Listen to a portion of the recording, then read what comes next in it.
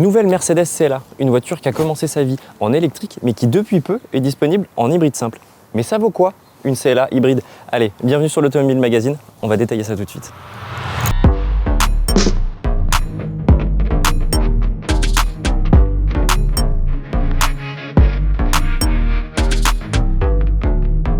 Mercedes CLA, c'est une voiture qui est arrivée dans la gamme Mercedes en 2013. Ici, on est à la 3e génération.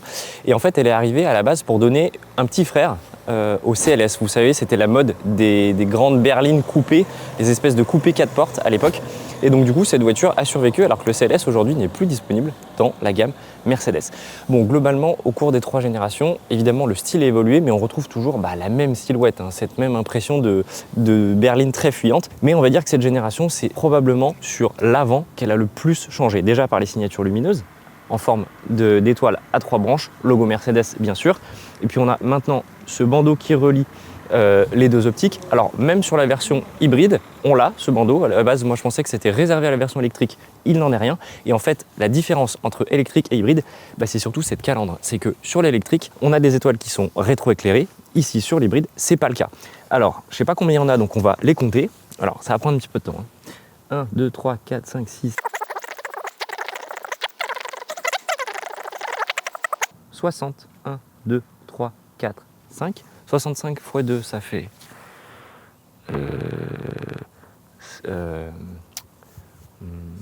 100... Combien ça fait 130. Ça fait 130. T1 et 132. Voilà, donc maintenant dans les commentaires, vous ne pourrez pas me dire que je ne sais pas compter. Merci. Bref, cette façon un petit peu nouvelle.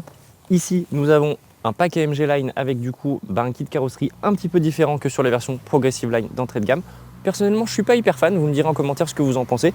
En fait, j'estime juste que maintenant, tout ce qui est un petit peu kit sportif sur les voitures qui ne le sont pas vraiment, je trouve ça pas forcément utile. Typiquement, le pack AMG Line sur une voiture qui n'est pas une vraie AMG, moi je vois pas trop l'intérêt. Mais encore une fois, les goûts, les couleurs, chacun son truc. D'ailleurs, à propos de couleurs, ce bleu clair est très sympa et très saillant, je trouve, à cette voiture.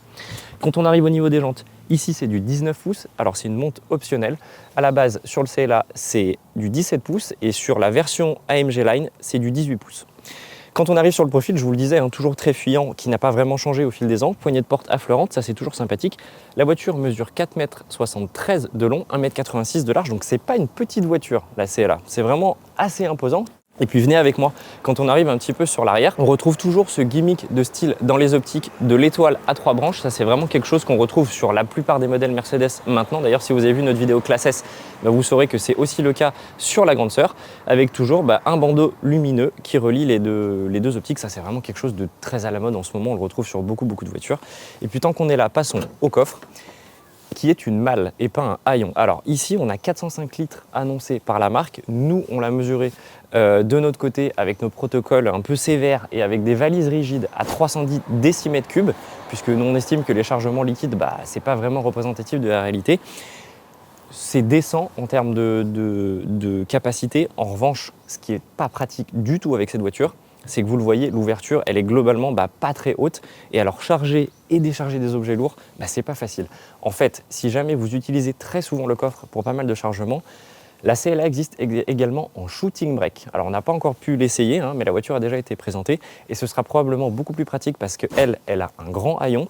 Et en plus de ça, on gagne 50 litres de coffre supplémentaire. Donc, si jamais vous êtes du genre à déménager souvent ou souvent partir en vacances, et que vous aimez la CLA, regardez peut-être plutôt la version shooting brake.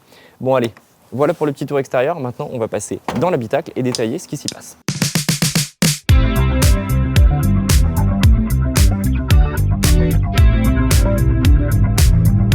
L'habitacle de la CLA, écoutez, il y a du bon et du moins bon. Alors déjà en termes de présentation, ça va être vraiment les goûts et les couleurs, chacun son truc. Moi j'estime qu'avoir cette planche de bord qui est très verticale là comme ça, avec en fait une espèce de planche vraiment droite avec 3 écrans, pour moi c'est un peu trop. Et le fait d'avoir tout ce florilège d'écran, finalement j'ai l'impression que ça date la voiture beaucoup et que d'ici 10-15 ans, je ne sais pas trop quel effet ça donnera.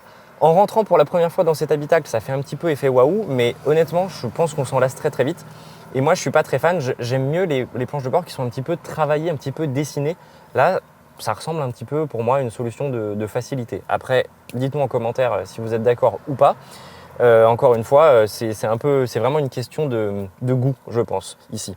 En l'occurrence, j'aime plutôt tout ce qui est contre-porte. C'est plutôt bien dessiné. On a des formes assez sympathiques. Comme d'habitude, chez Mercedes, les réglages électriques de siège se font sur les portes également. Quelque chose que j'aime pas du tout côté ergonomie, c'est le fait d'avoir malheureusement 2 boutons pour les vitres, pour l'avant comme l'arrière. C'est-à-dire qu'au lieu d'en avoir 4, on n'en a que 2 et un petit switch en dessous pour passer sur les vitres arrière.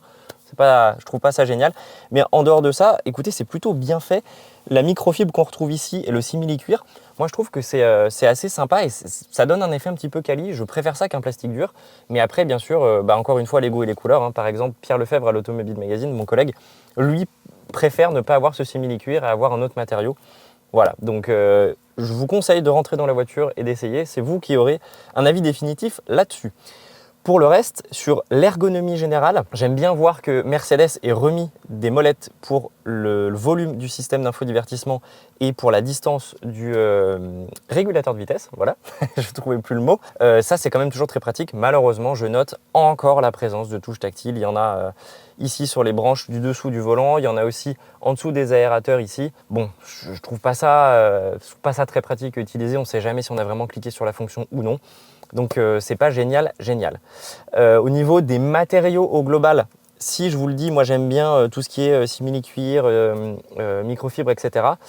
En l'occurrence, il y a quand même des plastiques un peu cheap. Je trouve que tous les aérateurs centraux ici sont vraiment... Ça fait vraiment pas très quali, ça fait vraiment bas de gamme, c'est du plastique brillant, pas joli, moi j'aime pas du tout. Et c'est bizarre parce que d'ailleurs ça contraste beaucoup avec les aérateurs latéraux pour le coup, qui sont un peu plus hauts sur la planche de bord et qui eux sont très travaillés, façon turbine, ils sont très jolis. Donc voilà, ça souffle un peu le chaud et le froid, je trouve, cet habitacle. Mais au global, on y est quand même bien. Ça donne l'impression d'être un peu dans un coupé, dans une voiture un petit peu spéciale, notamment parce que cette grande console centrale là permet de bien séparer conducteur et passager. Et puis je note que je suis quand même très bien dans les sièges, même si, attention, ce sont les sièges Ford de la finition AMG Line, ils sont assez fermes. Mais par contre, en termes de position de conduite, etc., on se sent bien dans cette voiture. Pour terminer avec l'avant, parler 2 minutes des écrans bien sûr, le système d'exploitation de Mercedes, au fil du temps, je trouve qu'il se bonifie, je trouve qu'il s'améliore et surtout il devient de plus en plus simple et intuitif à utiliser. Globalement, c'est un téléphone, ça marche exactement de la même façon. Alors en plus du fait que les écrans sont de bonne facture, que c'est plutôt fluide, réactif, etc., j'aime bien que quand on arrive sur le menu principal, ça fait vraiment un peu tiroir d'applications avec tout ce que vous pouvez retrouver sur un téléphone. D'ailleurs, les icônes ressemblent même à ce qu'on trouve sur un téléphone. Et après, ça fonctionne de la même manière. Tiroir de notifications là au milieu, des petits raccourcis en haut à droite si vous en avez besoin. Pour faire retour sur cet écran, il suffit de swiper sur le côté de l'écran. Et puis, quelque chose d'assez intéressant, je trouve, c'est qu'en plus, on peut même regrouper les différentes applications dans des dossiers. Typiquement, si je veux mettre la radio avec le lecteur Bluetooth et tout avoir au même endroit, il me suffit de rester appuyé sur l'icône, la faire glisser sur l'autre et ça me crée automatiquement un dossier, exactement comme le téléphone. Donc pour le coup, je trouve que c'est quand même très très bien fait. Et puis pour le reste... écoutez, tout fonctionne bien. La commande vocale, elle ne se déclenche pas trop de façon intempestive, donc ça va. Et surtout, elle est plutôt efficace quand on lui demande des choses. Bref, du tout bon pour moi côté multimédia. Si j'ai quand même un petit bémol. Évidemment, il y a Apple CarPlay et Android Auto sans fil sur cette voiture. Sauf que moi, j'ai utilisé pas mal Android Auto sans fil. Et malheureusement, la connexion n'est pas très stable. Alors pour y remédier, j'ai branché mon téléphone. Je l'ai donc enlevé du chargeur induction ici et je l'ai mis en dessous pour le brancher parce que les 2 petites prises USB-C sont ici. Et quelque chose que j'ai particulièrement apprécié, c'est le fait d'avoir un élastique pour pouvoir caler le téléphone. Ce qui fait que ça ne valdingue pas partout dans l'habitacle. Quand on conduit, c'est quand même toujours un plus.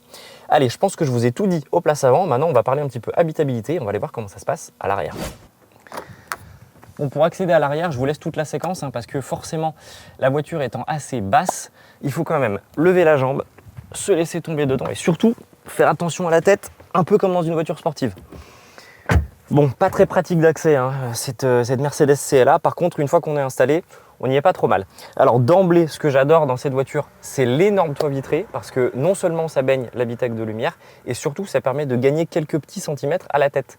Et ça, je pense que les plus grands gabarits apprécieront. En termes de place aux jambes, franchement, on n'est pas trop mal. Le siège de devant, il est réglé pour moi. Je fais 1m73, donc je ne suis pas très grand, c'est vrai. Mais en l'occurrence, il reste quand même plutôt de l'espace aux genoux. Malheureusement, on ne peut pas trop glisser ses pieds sous le siège à l'avant, en tout cas quand il est en position basse. Donc voilà, je pense que les très grands gabarits ne sont pas hyper bien accueillis dans cette voiture. D'autant que vous le voyez, on a quand même les jambes qui sont assez pliées. Je pense que 800 km à l'arrière, quand on fait plus d'1m85, ça ne va pas être super agréable. En revanche, ce qui est plutôt sympa de constater dans cette voiture, aux places arrière, c'est que la qualité de finition est globalement la même qu'à l'avant. Donc on retrouve des contreportes assez travaillées avec les mêmes matériaux, ça donne un effet plutôt qualitatif. Voilà, là-dessus on n'est pas floué. Pour le reste, écoutez, très simple, hein, 2 petites buses d'aération, mais on ne peut pas choisir la température à l'arrière. 2 petites prises USB-C pour recharger ces différents appareils, c'est toujours bienvenu. Et pour le reste, un petit accoudoir ici, des porte-gobelets, de quoi ranger son téléphone. Je note qu'il n'y a pas de trappe à ski, mais quand même, niveau modularité, c'est pas mal du tout, puisque cette banquette, si j'arrive voilà, à la fractionner, est une 40-20-40. Donc on a quand même accès au coffre. Et si jamais vous allez au sport d'hiver, c'est toujours pratique d'avoir cet accès-là. Bon, reste maintenant plus qu'à voir ce que donne cette version hybride du CLA. Donc pour ça, on va aller prendre la route tout de suite. Bon alors, qu'est-ce que ça donne au volant, cette nouvelle motorisation hybride? Alors écoutez, ici on est en présence d'un 4 cylindres 1,5 litre turbo qui fonctionne sous cycle de combustion Miller et qui est en fait un co-développement avec Geely. Alors je ne sais pas si vous le savez, mais Geely est actionnaire du groupe Daimler, à qui appartient Mercedes. Et donc du coup, voilà, on a un co-développement sur ce moteur qui est utilisé pour la première fois dans des Mercedes avec cette CLA. Ce moteur est associé à un petit moteur électrique qui pour sa part fait 30 chevaux et qui est logé dans la boîte de vitesse automatique à 8 rapports.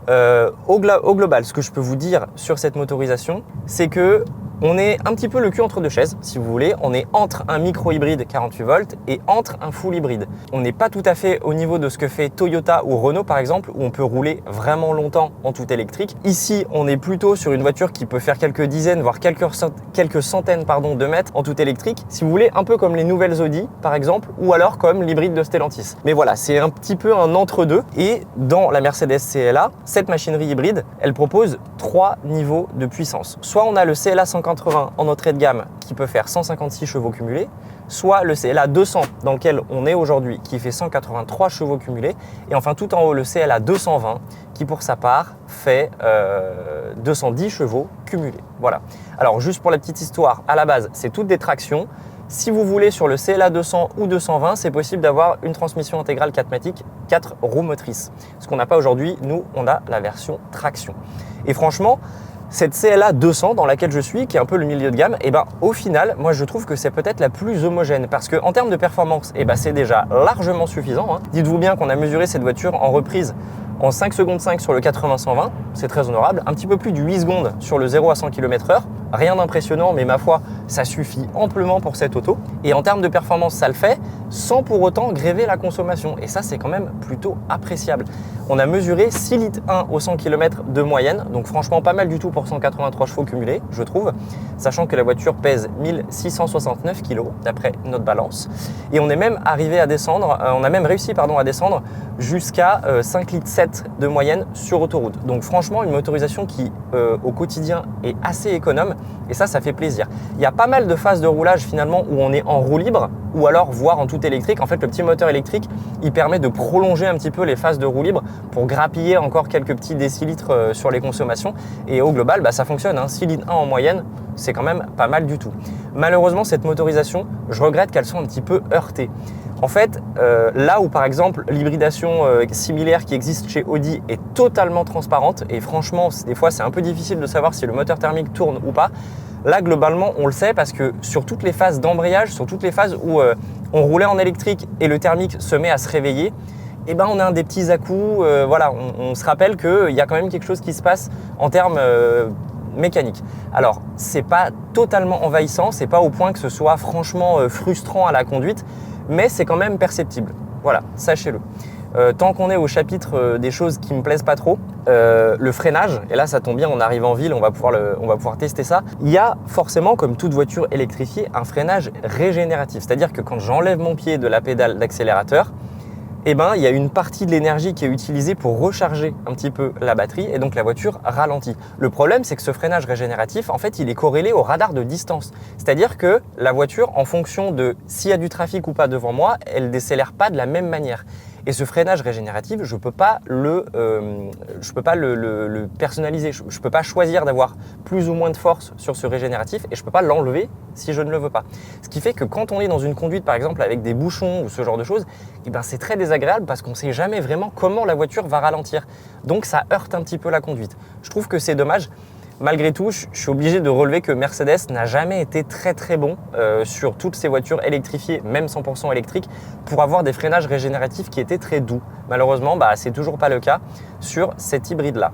Et il y a une autre chose que j'ai trouvée, mais enfin là c'est totalement hérétique pour le coup, c'est il y a un mode de vitesse pour la boîte de vitesse manuel dans cette voiture. Si je veux, dans le menu, je peux choisir le mode manuel, très bien.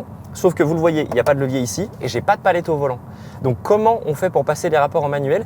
Il faut utiliser ce levier ici, là, qui est le levier globalement qui sert soit à démarrer la voiture, soit à passer de drive à neutre à la marche arrière. Et en fait, en tirant, on rétrograde et en poussant, on passe un rapport. C'est totalement pas intuitif et surtout quand vous conduisez en montagne, c'est impossible de savoir où on en est vraiment, etc. C'est vraiment, je ne comprends pas qui a validé ça chez Mercedes, mais alors c'est vraiment très incongru. Voilà. Alors malgré tout, les ingénieurs avec qui j'ai discuté m'ont dit que très vite des palettes au volant allaient être disponibles sur cette voiture, donc je pense qu'eux aussi ont dû se rendre compte que c'était peut-être pas forcément la meilleure solution et c'est tant mieux. Mais voilà, en l'état, cette espèce de levier là qui sert à tout faire, franchement c'est une vraie fausse bonne idée. Si on passe maintenant au chapitre plutôt liaison au sol et châssis, on a une suspension passive dans la CLA. Alors le compromis entre confort et dynamisme, il est acceptable, c'est correct. Malgré tout, je trouve que la version électrique de la voiture est plus conciliante, plus confortable et plus agréable au quotidien. Alors aujourd'hui, on a des jantes de 19 pouces sur notre modèle d'essai. C'est assez gros, d'ailleurs c'est le plus gros qu'on puisse avoir sur cette voiture. Et globalement, il y a pas mal de battements, pas mal de percussions. C'est pas ce qu'il y a de plus agréable et c'est un petit peu dommage. Donc si jamais cette CLA hybride vous fait de l'œil, essayez de vous limiter, si ça vous va, à des jantes de 17 ou 18 pouces. Je pense que vous gagnerez en confort parce que là, malheureusement, il y a encore quelques trépidations qui sont un peu trop prononcées, je trouve, notamment sur toutes les saillies en ville, etc. C'est pas très agréable. Bon, pour le reste, sinon, cette voiture, c'est pas outrancièrement dynamique ou sportif, mais franchement, c'est plutôt agréable. Ça se débrouille assez bien dans les virages. C'est pas une voiture qui se désunit et finalement, c'est ce qu'on lui demande. Donc voilà, vous attendez pas à une voiture qui est la plus engageante à conduire, mais j'avoue que c'est un peu un biais de ma part. Moi, j'adore les voitures qui sont très sympas, avec lesquelles on a beaucoup de feeling au volant, etc. La CLA, c'est un peu, ça se fait plutôt oublier, on va dire. Et finalement, pourquoi pas? Les gens qui achètent une CLA achètent avant tout une gueule, une belle ligne, plutôt qu'une voiture avec laquelle on peut aller, par exemple, faire un chrono sur circuit. Voilà, il ne reste peut-être qu'à parler maintenant du prix de cette auto et pour ça je vous propose qu'on retourne là où on était ce matin histoire de se poser et que je vous dise que ça démarre quand même à un tarif relativement élevé, le CLA, même en hybride. Voilà donc qui conclut notre essai du CLA, enfin de la CLA plutôt hybride. Alors le principal intérêt de cette version, c'est bien sûr d'amener un petit peu de polyvalence au modèle. Pour ceux qui seraient intéressés par la silhouette de cette voiture, mais qui n'ont que faire d'une motorisation électrique, c'est plutôt sympa de la part de Mercedes d'avoir proposé cette version hybride. Alors, combien ça coûte? On pourrait penser que l'hybride serait moins cher que l'électrique, mais en fait, il n'en est rien. Puisque l'électrique avec la petite batterie de 58 kWh démarre à 48 050 €. En version hybride CLA 180, le moteur le plus modeste des motorisations hybrides, c'est 48 350 €. Si vous êtes plutôt intéressé par le CLA 200 de notre essai, comptez 50 250, voire 55 000 avec le pack AMG comme on l'a aujourd'hui. Et enfin, pour ceux qui auraient besoin d'une transmission intégrale, 4matic, il faut rajouter 2 750 € supplémentaires. Voilà, n'hésitez pas à nous dire en commentaire ce que vous avez pensé de cet essai, de cette voiture. Et puis, comme d'hab, n'oubliez pas de liker, partager, commenter. Nous, on se voit bientôt pour une nouvelle vidéo sur l'Automobile Magazine. Allez, salut!